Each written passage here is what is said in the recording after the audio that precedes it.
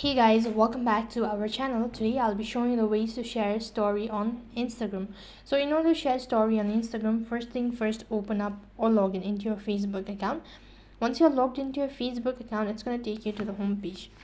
And then the interface is going to look something like this. So while you're on this page, go ahead and open up a particular story that you wish to share.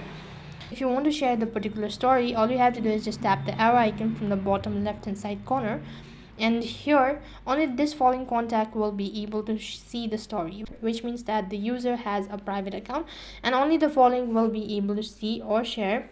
So all you have to do is just select the contact and tap the send button. Once you've done that, the story has been shared. Similarly, if you're unable to see the icon located right in the corner, then which means the user has actually disabled the following sharing feature on their Instagram. So in that case, you'll have to take a screenshot or take a screen record, and then you'll be able to share the story. So in this way, you can share your story on Instagram. That is all for this video. I hope the video was helpful. Make sure to like, share and subscribe to our channel. Thank you for watching. See you in the next video.